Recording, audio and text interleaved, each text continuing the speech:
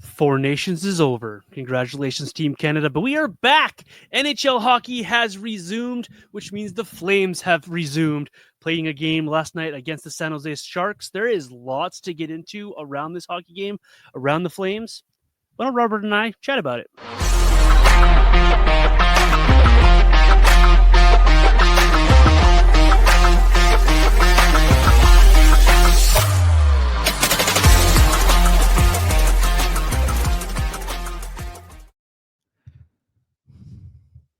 Welcome inside episode 23 of the Red Mile Rundown. Thank you for joining us and making us part of your podcast rotation. I am your host, Johnny Soap, and of course, alongside me is Robert Munich. How are we doing, Robert? Things are going pretty good, minus the fact that we went from the Four Nations face-off back to what we saw on Sunday night. Kind of had me like a little bit of a bummer last night, but other than that, things are going pretty good. How about yourself? Yeah, not bad, not bad. Excited to chat about this game last night. I'm already missing the Canada-US rivalry. We'll get into all that in just a second here. Just wanted to thank the listeners for your downloads, your shares, your subscriptions to YouTube, and all of that. We appreciate the numbers you guys are doing for us, and we appreciate the comments and the 5-star reviews even more. Keep those rolling in. Tell us what you like, what you don't like about the show. Tell us how much you enjoy Robert's writing on Flames Nation and how much you do not like John's takes on whatever he's giving a take about, or vice versa, whatever it might be for you. But we appreciate each and every one of you.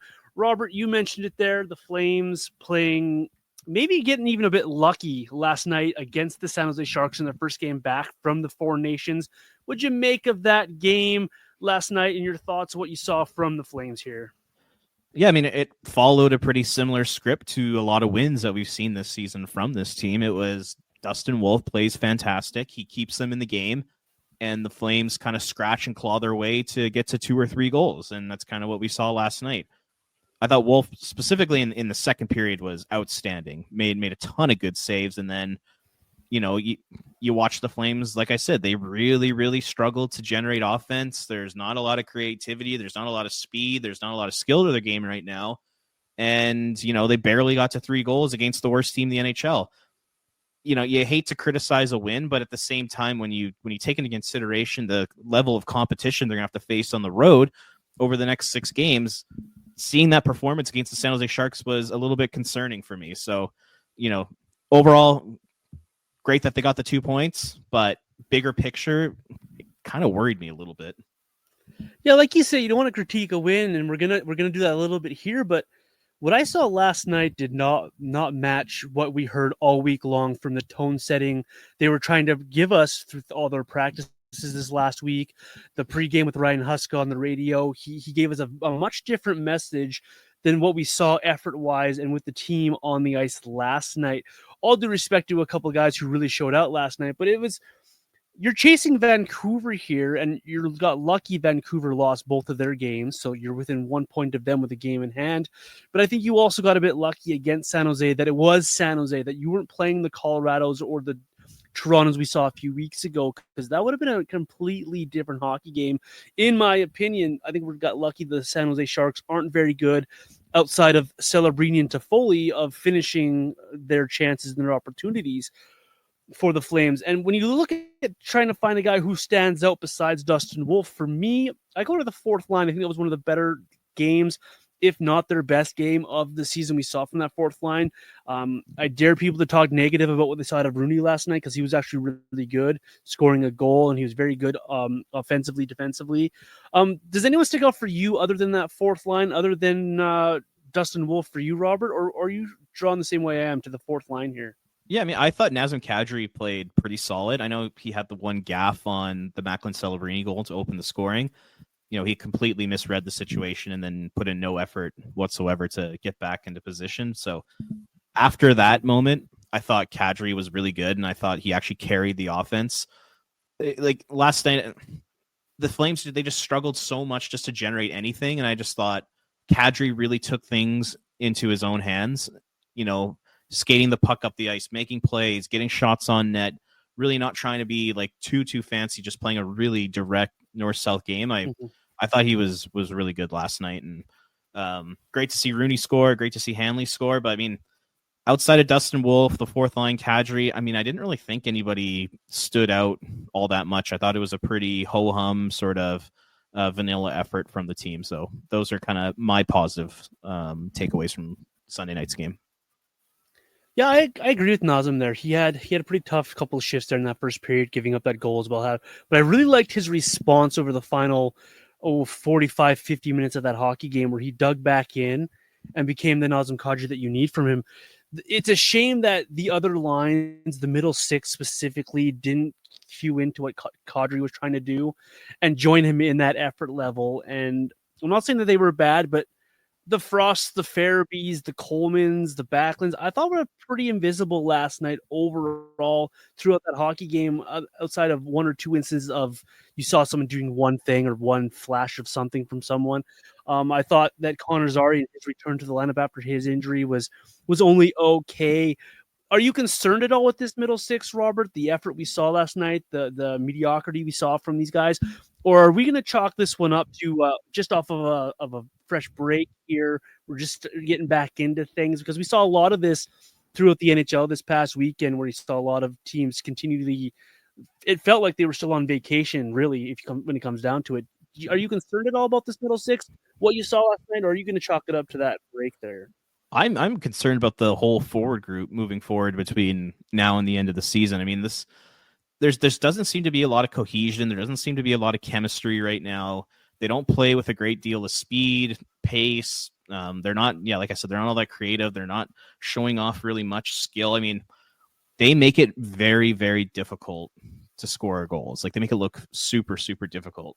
More difficult than a lot of teams in the NHL. I mean, we saw last night guys like Celebrini and Fabian Zetterlund, Eklund, Smith, Toffoli, like those guys, you could really see their skill and their smarts on the San Jose Sharks last night. Like, we didn't really get like any of that from the Calgary Flames. So yeah, I mean, this team, like we keep talking about, their goal is to make the playoffs, and I really question if they're going to be able to score enough to get there, because this group is just, they're not playing that kind of skilled sort of creative game. Everything is looks very difficult for them. And then on top of that, you don't really get much offense from the blue line outside of Mackenzie Weegar. So man, it's going to be tough. This upcoming 6-game road trip is going to be really interesting. It'll be interesting to see, if they just get run out of the building, or do they step up and start to play some better hockey. Like, it's going to be fascinating to see how it all plays out. Yeah, I'm with you there. You watched how easily Celebrini set up in the offensive zone and found the soft spot, sure, broken coverage on the goal. Then you watch Toffoli, all of these around the net. You watch Will Smith and Zetterlund, like you mentioned, have a lot of success getting to the inside. And you're like, watching that, you're like, well, one, the Flames' defensive structure was not great last night, in my opinion. And two, you're wondering, why can't the Flames do this? Why can't the Flames get to the inside? They have guys with skill and drive. Your Frosts, your Zaris, your Kadris. Those guys can go to the net and create stuff. But why aren't we seeing it? And why isn't there any follow-up to that? And it's hard to pinpoint. Maybe it's just the way Ryan Huska wants these guys playing, but it's hard to win hockey games when you're always on the outside and trying to create from the outside and not being able to get into the middle. And if San Jose had any sort of finish outside of a Celebrini or a Toffoli, that hockey game really could have been 5-6-2 going the other way in a hurry for San Jose, of the way that they were able to create there. Also, for me, the last night, talking about that game, is you go 1 for 6 on the power play against the worst team in the National Hockey League. That's not great either. So you have your special teams not show up when you need them to show up, and you're unable to create from the inside. It's tough to score goals. How do you fix that? What do you do if you're the Flames to get to the inside to be able to create more goals? I just don't know if they have the skill to do so. You talked about lack of production from the back end. I don't even know if there's a way that you can create from the back end here. Do you have an answer, Robert? I know you'd be an NHL coach if you did have the answer, but how do you get to the inside? How do you create this offense that the Flames are lacking? And really, it seems like a big chore to be able to get to try to do. Yeah, I mean, I'm not going to profess to be a head coach and know all the X and O's and all that kind of stuff, but for me, it just kind of feels like it's just coming down to a bit of a talent issue. And a lot of the players on the Calgary Flames this season, like if the Flames want to end up making the playoffs between now and the end of the season, they're going to need guys to step up across the board. It's going to have to be everybody, because currently this season, when you take a look at the forward group, you take a look at the decor, how many guys are playing like above expectation this season? Like I'll throw it to you quickly. Like how many guys off the top of your head do you think, like, yes, like this is the type of production you need from them moving forward, or this is kind of what's expected of them? Has anybody even gone above and beyond that this season? I would say 0 or above and beyond. For me, there's a few meeting or at their expectations, but I wouldn't say there's a single soul above. Well, maybe Dustin Wolf in the way he's playing goal, but forward defensive wise, I don't think there's a single soul above expectations. Yeah, I mean, the only guy I think I might throw in there is Matt Coronado. And okay, yeah, good one. I think he's only on pace for like 49 points over 82 games. So like even that's not like incredible production. So this team, they need people to step up. No one's stepped up this season. I know people like to give Jonathan Huberdeau credit for scoring some more goals this year, and that's great. But compared to where he's been in the past, it's still not. It's nowhere near where he needs to be. Nazem Kadri is only on pace for about 60 points. I mean, that's about a career average for him. You know, Sharon Govich is below expectation. Coleman's not quite producing the same amount that he's normally that we're normally used to seeing. Mm-hmm. Michael Backlund's below expectation right now. Like Connor Zeri's kind of right there. Farabee doesn't look all that good right now. Frost is, you know, pretty much playing up to par. There's just no one who's stepping up right now. No one's taking the bull by the horns. No one stepped up in that leadership role and said, okay, I'm going to start to play above expectation. I'm going to put my best effort out there. And it's really, really hurting them this year. I mean, we saw Coleman score 30 last year and Sharon Govich score 31. Career years for these guys. Kadri was over 70 points. Where is that right now? Where is that? The Flames need that from these guys. And once again, I don't know if it's a Huska system thing or if it's just one of those seasons where they're not playing above expectation. None of the players are. Like sometimes that just happens. I don't really know what the answer is, but man, these guys got to figure it out here in the final 27 games. Yeah, it's we're not trying to be bleak on the show either. We're just trying to react to what we saw last night and what we're seeing going forward here for this team. So it might come off as negative, but when you're looking objectively at the Flames here, their biggest struggle is scoring goals. It really, really is. You combine Coleman and Sharon Govich, guys that you mentioned, and you're not even at 30 goals between the two of them, let alone one of them being close to 30 goals. So you don't have guys performing close to what you need to perform as. You need a lot of guys to pull up their socks. And if these guys are going to have to win, they're going to have to win by committee here. It's going to have to be a joint effort. You're going to have to see multiple guys have multiple good seasons. And when you have everyone just at an expectation or just below their expectation, no one's pulling that bus. No one's pulling it along. No one's taking the lead here, like you mentioned, and pulling this team along here. They don't have that guy. They don't have a McKinnon. They don't have a McDavid. They don't have a Crosby, a guy to lead them. So it's got to be a team effort here. And so we might not know the system. We might not know the X's and O's like Ryan Huska is trying to preach in the room, but it's pretty easy to watch this Flames group and be like, you're not good enough to get to the tough areas, and then you're not good enough to finish those opportunities when you do get to the tough areas outside of a guy or two. And that's a really tough way to win hockey games. And as good as Dustin Wolf has been playing, if you're not going to be scoring these goals, you're not going to be able to, you're not going to get to 4 goals a night. You're asking your goaltender to allow 2 or less every single night, regardless of the opponent, regardless of the rink you're in. And that's a tough ask for a rookie goaltender, let alone a veteran. You can ask Connor Hellebuck to do that, and that's still a tough task to ask your goaltender to do. So I don't have an answer for the Flames on how they're going to create more offense or how they pull guys along here or how someone becomes above expectations, but you're going to need a few guys here to step up their game. You need your Connor Zary to get back to what he was last year. You need Sharon Govich to start scoring again. You need Blake Coleman to start pulling along again. You need Backlund to be that 2-way forward we know he can be. You need all of these things to happen to fall into place to be successful. They're about to embark on a 6-game road trip that if they have the effort from last night in those 6 games, they're going 0 for 6 and it won't be particularly close. That's a scary thing to think about. Oh yeah, it's absolutely terrifying. I mean, this is a road trip from hell. It is an absolute nightmare for this team coming up here because when you take a look at it, I mean, they go into Washington. And I think the Flames, they play okay in Washington, but we have to keep in mind that this is kind of a whole new team. They're the best team in the NHL this season. They just scored 15 goals over the weekend. So that's going to be really difficult. You're putting a lot of pressure on Dustin Wolf in that game. Then you head to Tampa, a place where you don't play particularly well. You don't really match up all that well against the Lightning because of their high-powered offense. Mm-hmm. And then you go to Florida, the team that just won the Stanley Cup last season.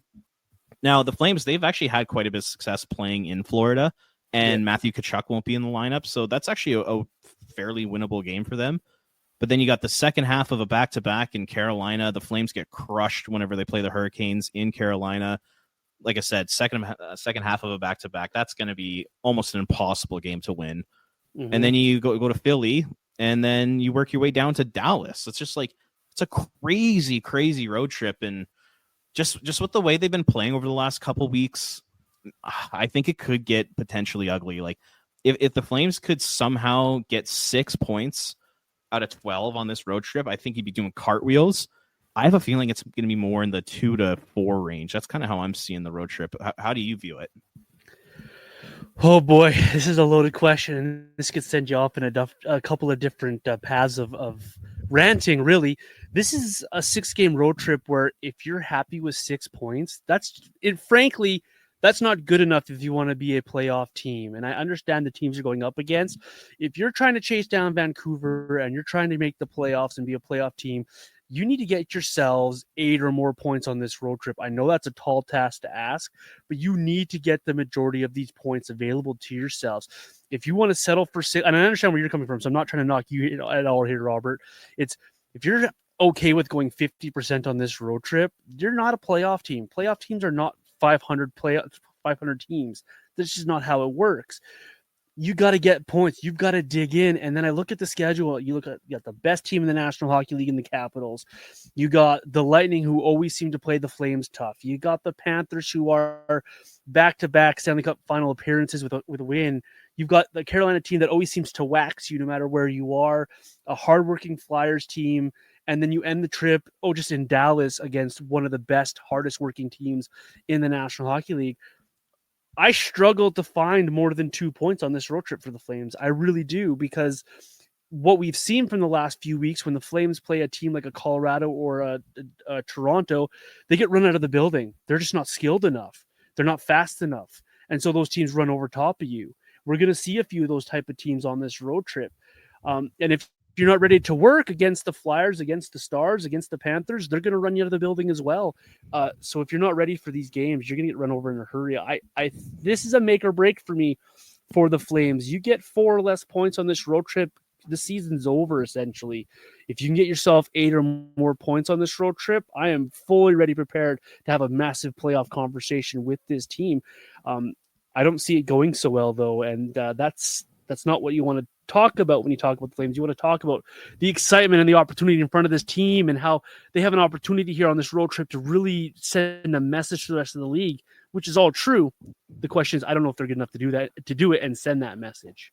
I think I would push back on that a little bit, just because you take a look at that playoff chase for the second wild card spot. It's going to be a turtle derby. Like it's going to get ugly. I mean, you take a look at the Canucks right now. They are a train wreck. They could barely get 15 shots on Utah, who has the second worst home record in the NHL. They're playing brutal hockey right now. Quinn Hughes is hurt. Pettersson's a disaster. So you're competing with them. And then you got St. Louis and Utah, just 2 teams kind of like you, or you're super mediocre. So even if the Flames are only able to get like 3 or 4 points on this upcoming road trip, because the quality of competition around them is so bad, I don't see this being a season-ending type of road trip. If they do struggle here and they do get they do get trucked by these elite caliber teams, I wonder if it maybe changes the trajectory of their plans for the trade deadline. But I don't know. I feel like I don't know if this road trip would be a season ender. I mean, they'll still have about 20 games left after this, and like I said, the teams around them chasing that wild card spot stink. So I think it's going to be pretty tight, pretty competitive between now and the end of the season. That's just kind of my read on it. Someone's going to back their way into that second wild card. I know Vancouver played a couple of rough games and it looked bad for them, but they have the talent of some guys here to push them forward. And if they can get, I don't know if they do, man. Like it's pretty much Quinn Hughes and that's it. The rest of the team is really, it's not that good right now. Well, you expect more from Pedersen for sure. What does Hedo bring you in that lineup? Can you get Besser going? I don't know. I think they have guys that could get going a lot easier than the Flames have guys get going. Maybe I'm just buying too much into That's Vancouver, fair. but I think their high end guys are higher end than what Calgary has, and so if your Flames aren't going to be getting these points, I don't know what Vancouver's doing over the same stretch, but I have to give them the inside track, and I have to give them the slight edge on that wild card spot. And if you're not going to collect points, and San Jose is going, or Vancouver's going to collect points, then it's tough to dig into to those things. And I know Utah sucks, and St. Louis isn't very good either, and Anaheim's is what they are. But you're also a catchable team if you're going to be dropping these points. And if one team gets hot here, you never know what's going to happen. Very valid points on your end though as well. Of someone's going to back their way into this wild card 2 spot for the Flames here. You mentioned. Well, hey, I got one more question for you about the upcoming road trip. How many starts do you think Dan Vladar gets? Yes, sir. 1. And that's just the back-to-back in Carolina? I think that's really all we're going to see. Dan Vladar is on back-to-backs, and then if there's a 3 and 4 night type situation, or Justin Wolf absolutely does need a rest, I think the Flames are ready to go down with the ship. Whether that's with Dustin Wolf playing his hockey or elsewise, I just don't see it. Like if Dan Vladar plays last night, I have no faith the Flames win that hockey game. And if we're thinking that out here, what are they thinking in the room as much as they like the guy? So I think they're going to go down with the ship. I think we see Vladar once. I think it's in the back-to-back. What about in Dallas? Because, I mean, they play in Philly. That's their 5th game of the road trip. And then they have to travel from the eastern United States all the way to like the second most southern point team in the league. It's probably like a 3-4 hour flight. You lose some time with the time zone change. Like, that seems like a really difficult game for Dustin Wolf to play. And I'm almost wondering if Vladar ends up getting that one. I don't want to say he will, but I think it might be something the Flames consider. My rebuttal to that is Dustin Wolf played 3 and 3 nights in the AHL for the last 2 years. So I don't think fatigue on a 23-year-old person is all that going to be all that much. I get what you're saying there, but I think that he goes in both those games. I really do. It's hard to put when you're trying to get as many points as you can. You want to play your guys and you want to get your number one in that net as much as possible, and to give yourself an opportunity. And it feels like the team doesn't have faith playing in front of Dan Vladar like they do with Dustin Wolf. And I just wonder, with such an important hockey game, maybe Vladar gets the Flyer game and then Wolf gets the Dallas game. Maybe they go the other way around there. But I find it hard to see anything more than just one start for Dan Vladar on this road trip here. You mentioned the trade deadline and how this road trip could affect what they do to the deadline. Do you think there's all that much difference between whether they win or lose on this road trip, what they do here? Or is it just, are we going to believe Conroy at his word when he says, we're going to stick to the plan? We have a plan and we're going to stick to the plan. Do you believe him, or does this road trip actually going to affect what he does at the deadline here? I think if the team ends up playing pretty well and they do end up winning 4 or 5 of the games, they pick up 8 points kind of thing, I really wonder if Conroy's going to look at the whole situation to be like, okay, like I need to add something to this team, whether it's a 4th line center, whether it's a left shot defenseman to play in the top 4 alongside Mackenzie Weegar. I really wonder if the Flames, if they end up like competing, hanging in there with these elite teams in the Eastern Conference on this trip, I really wonder if that's gonna push Craig Conroy in a direction to add to this team. And like I said, I'm not talking like anything crazy. I'm not saying you're gonna go out and get a rental like a Brock Besser or something like that. Like, I think these are more depth players. Like I said, bottom 6 center, probably like a right shot center, some guy to play on your second pair. And these could be players too that end up having an impact on your future as well. Maybe they could be guys that have some term remaining on their contract. Maybe they're younger guys, but I just have this feeling that if they really flame out on this trip and they get trucked, and it's very clear and obvious that they can't handle the elite competition of the NHL, I think Craig Conroy's probably going to stand pat and end up using guys from the American Hockey League if they want to change up the lineup. But if they go on like a little bit of a heater here, and like I said, they pick up 8+ points on this road trip, I seriously wonder if Conroy's going to add to this team. Like they were talking about it on 960 the other day. Like they were throwing out names like, Ty Dellandrea and Colton Sissons, like those types of bottom six forwards. I wonder if Conroy would go in that direction. How do you kind of see it playing out? Yeah, I think it's more along the lines of, for me anyways, if you find success on this road trip towards the deadline and you see this team's playing well, you want to supplement that group. But if you see them getting caved in, I'm right there with you. I don't think he's going to also go, all right, we're going to have a fire sale because we've lost 4 of these 5 games on this road trip so far. Coleman's out, Kadri's out, Anderson's out. I don't think we're going to see a fire sale. I think it's going to be, we either need to bring in a guy or two for depth, or we're going to let or we're going to stand pat and maybe someone comes calling and they want to take Kevin Rooney off our hands for a late round pick or something, just as an example. I don't think we're going to see big moves from the Flames. I wonder if we're even going to see any moves from the Flames unless they do win on this road trip a little bit here, because as much as we keep hearing right shot center, everyone wants a right shot center, and people aren't just going to give those away. And when you're talking about someone who fits in the age group of the Flames, that's even harder to acquire. So maybe we see a depth defenseman, a depth centerman added to this group if they continue to put some points together here. But I don't think we're going to see very much from the Flames until the offseason. And I think that's when the moves will happen for this group here, because it's just this group. It can show you at times how good they are, but then you see weeks like we saw against Toronto and Colorado where they are getting caved in. And so it's hard to really get a read on this group. And so maybe just let it ride out. And if you make the playoffs, you make the playoffs. And if you miss it, you just regroup yourself and go at it again next season. So this road trip definitely will affect Conroy's thinking, but I wonder if he just sticks to his plan of looking for that right shot centerman. And if he gets the right price here, then he pulls the trigger for it. Yeah, I mean, like, and another thing too is you take a look at their pending UFAs.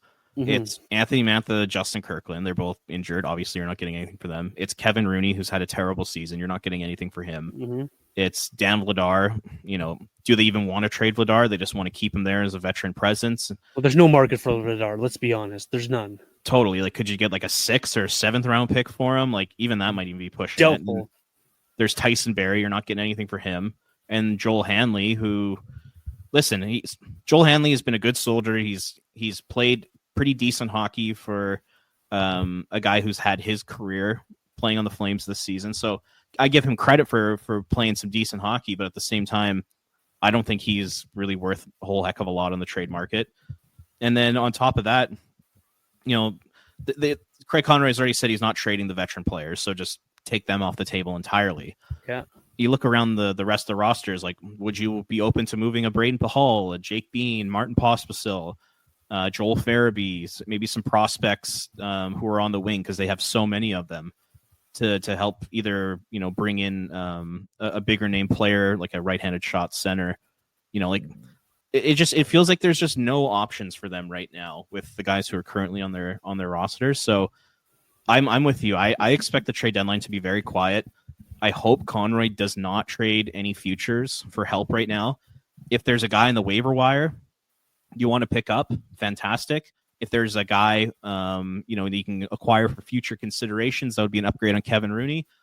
Fantastic. Go for it. But I don't think this team is in any position whatsoever to be trading draft picks and prospects unless they're bringing in like a really good young player. And like you said, that kind of happens in the off season anyway. So I expect it to be pretty quiet, but man, you never know with this owner, right? Yeah. And we said a lot of the same things when Brad Treliving was the general manager too, but he always liked to go out and get himself those Fantenberg guys, the forwards of the National Hockey League, just to make a trade at the deadline to have another defenseman. Because according to Brad Treliving, you need 12 defensemen on your roster for some reason. I wonder if the Flames, and I've been thinking more and more about this as I watched this Flames team over the last couple of weeks here. I wonder how keen they are to actually go to the American Hockey League route instead of trying to trade for somebody after the trade around the trade deadline. I wonder if they are more. We've already seen them recall Solovyov. I wonder if they give Kuznetsov some run.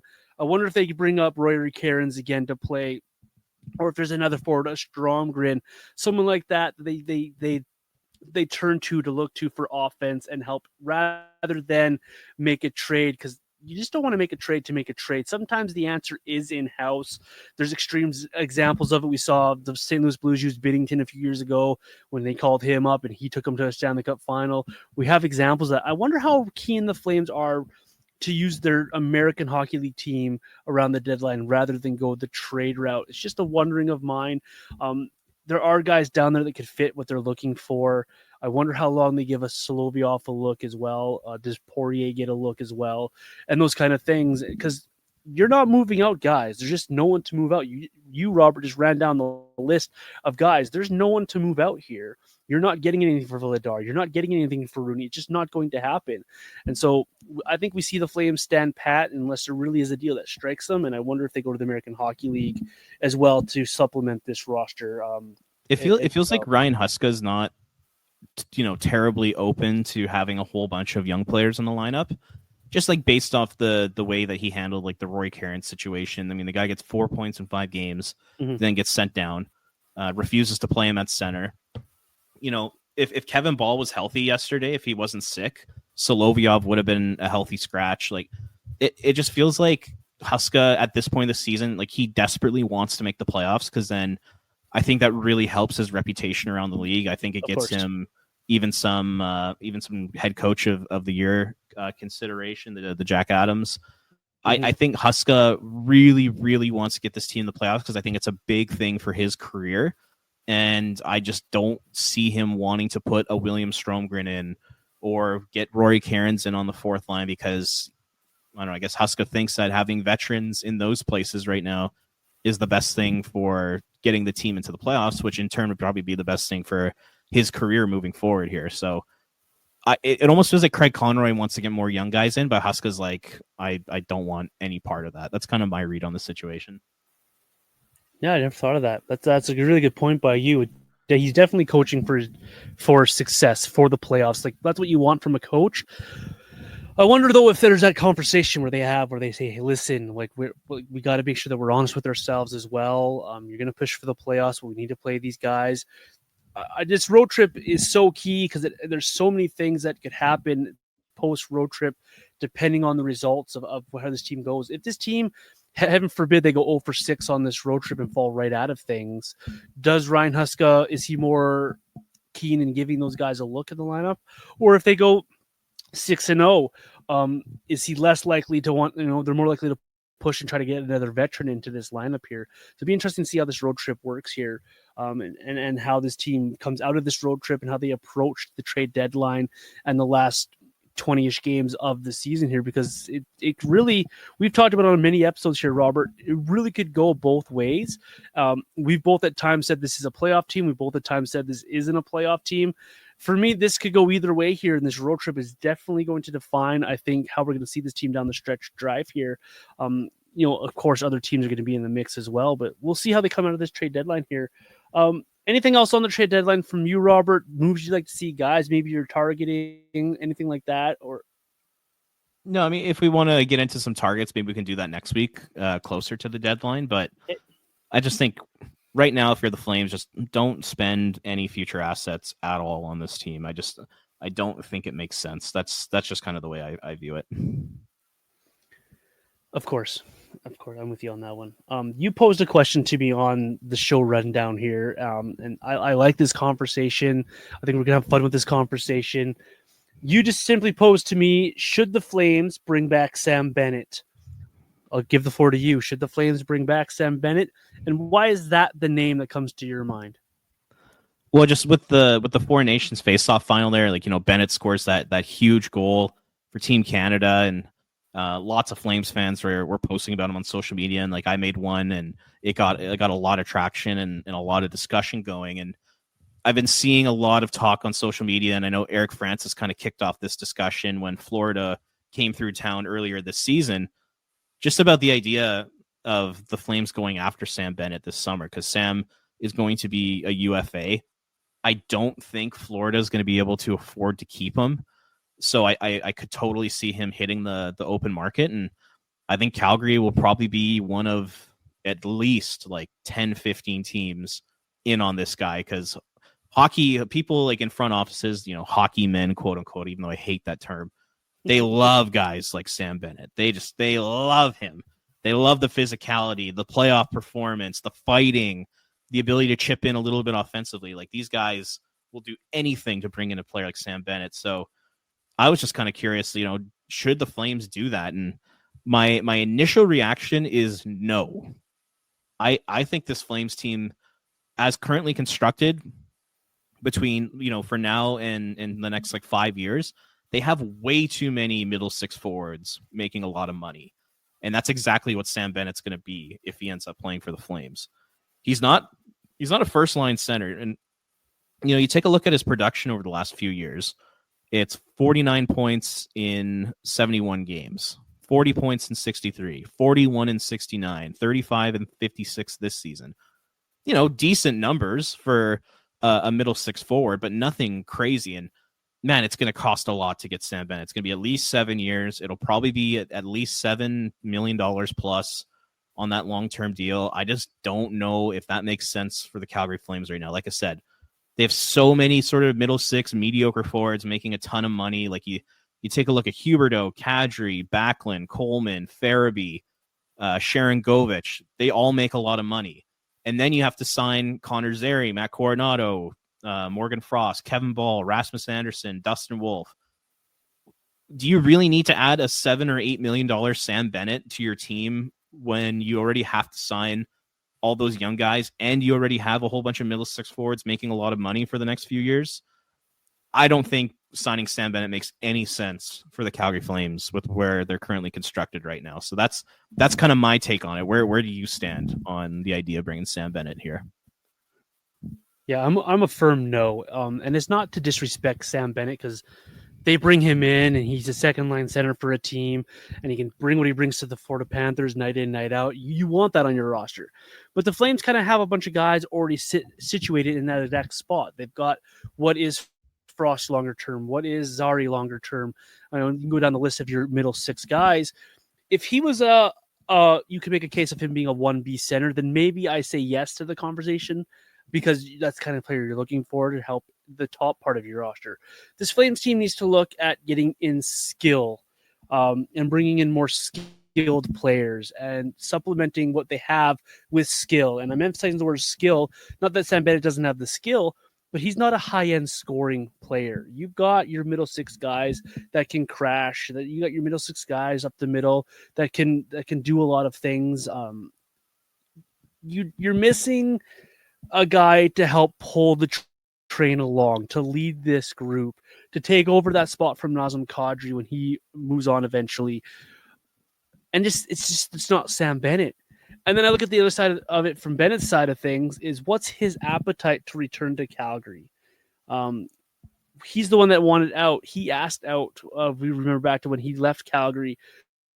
He didn't enjoy how he was treated when he was first in Calgary and things. So I don't know if he has the appetite to even come back here. So do you go down that road and try to bring back a guy who really didn't want to be here in the first place, who's found a lot of success in Florida, and he's going to be pushing that market? He's going to be pushing $8 million a year, I think, for what he brings. And people, like you said, those hockey guys, they love what Sam Bennett brings to the lineup. They love his tenacity. They love what he can do. For me, it doesn't help the team, I don't think. Without another 2 or 3 moves to make room for Sam, it doesn't make sense for me, because he's just not that high-end guy. If he had developed into that first-line center, this might be a completely different conversation. But I'm with you there, Robert. Just great player. I just don't think he fits the Flames. Yeah, and another thing to consider, too, at the start of his next contract, which is going to be a 7-year deal, he's going to be 29 years old. The Flames, they cannot be investing a ton of money on their cap to guys who are going to be playing with this team in their 30s, because they already have that. and they're going to end up signing Rasmus Anderson. More than likely, it feels like Anderson's probably going to get at least $8-9 million on an 8-year contract. Mm-hmm. So now all of a sudden your team is so expensive. They're so old. I don't think that makes any sense. The only way bringing Sam Bennett makes sense is if a guy like Morgan Frost says, "Hey, you know what? I don't really want to play in Calgary long term. I'd want to trade." So you need that, and then on top of that, you'd also need a Nazem Kadri to be traded, or a Blake Coleman, or a Sharon Govich, or a Michael Backlund. Like you need to get rid of some of this money on older players, and then also open up a spot for Sam Bennett in the lineup. And I just don't see Craig Conroy really doing that. So, like if they say, for example, say they end up trading Nazem Kadri this summer and they move out that $7 million, maybe you end up using that 7 on a Sam Bennett.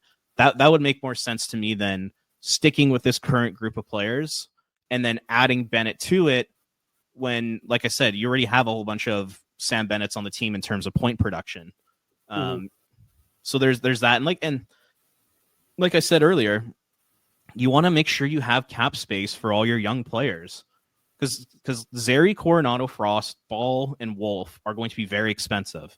And then in a few years after that, you're going to have a guy like Zane Parekh who's going to need a new contract. And there's probably going to be some other young players that kind of come out of nowhere that are going to need contracts. You're going to need money for this. And I know the cap's going up, but you take a look at this cap situation for the Flames. It's not great long term when you consider they have to sign all those guys. They're probably going to sign Anderson. All your cap space is gone. So now you're going to add like a $7 or $8 million Sam Bennett, second line, third line player to that group. Like I don't know, man. I just don't think it makes any sense. And like you said, like why would he even want to come back here? Like doesn't he want to? Like he already experienced Calgary. Like doesn't he want to go somewhere else and potentially go to a better team? I know there's a new regime. There's no more Bradshaw living in Daryl Sutter, and the previous coaches who refused to play Sam Bennett in prominent situations. So there is a new regime, so that might kind of entice him a little bit. But at the same time, like all of his friends are gone from here. I think the only remaining player from the time Bennett was on the team is Michael Backlund. So it's like, why would he even want to return? Like you said, I completely agree with you on that. I don't think it makes any sense for the Flames. And it doesn't really make sense where the Flames are in their cycle either. Like this is a team that's barely in a playoff race. And Sam Bennett's going to be looking for a place that's kind of where he can see a future of winning, can see a future of success here. I wonder if he's a candidate to go to a team like the Minnesota Wild, who have all this cap space opening up after the Parise and Suter are off their books. Like they have cap space there that they could bring in a guy like Sam Bennett to plug in behind Eriksson Ek and make guys fit a little bit more there. I wonder if that situation or something like that, it's better suited to what Sam Bennett's looking for. He's going to be priced out of Florida, and it doesn't make sense for the Flames where they're at. It doesn't make sense for Bennett really to come back to Calgary based on his experience the first time around. People get soured. That's just how it is. So I like the thought of bringing in a Sam Bennett-like player, but his age doesn't fit. His price doesn't fit. And where the Flames are in their cycle of trying to be a competitive team, I just don't see the fit there either, unfortunately, at this time for the Flames. Now, down the road, there's going to be a guy like... Yeah, go ahead. I was going to say, if Sam Bennett's 23 years old, and it's kind of a similar situation to when Florida first acquired him, that's something that I think the Flames should definitely entertain. But to get a 29-year-old that he's pretty injury riddled, like the last time he played a full season in the NHL was the 2017-18 season. So he does get hurt. He plays a super physical brand of hockey. Is that contract and is Sam Bennett going to age well as a player? I'm pretty skeptical of that. So to bring in a 29-year-old whose body is pretty beat up, who plays an incredibly hard style of hockey, I don't think that makes any sense for the Flames. I know there's lots of Flames fans that want to bring him back because they love Sam Bennett. He's the highest pick in Flames history. It'd be a pretty cool story if he was able to come back here and actually be a really good player and actually play in prominent positions in the lineup. And almost kind of like a avenge for what happened to him in his first stint in the Flames. That might be kind of fun, but long term, yeah, man. I just, like we've been saying, it does not make any sense for this team right now. And all due respect to those fans who would be excited to have Sam Bennett back, I'm pretty sure some of them would lead the charge when that contract doesn't age well to why the hell did we sign this contract?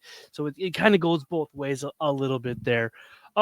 Robert, anything else from the Flames that you want to get on the show this week about the road trip this coming up here for the Flames, where you see this team headed towards the deadline here? Anything else you wanted to bring up here or talk about on the show? No, it's Dustin Wolf's world, and we're all living in it. And if the whole season comes down to Dustin Wolf. I mean, let's face it. I mean, we've mentioned that a whole bunch of times on the show already this season, but it's the way the forwards and the way the defense are playing right now. It's going to be Dustin Wolf that gets them to the playoffs. It's not going to be the guys in front of him. He's going to have to continue to only allow 2 goals or less per game, like you said earlier in the show.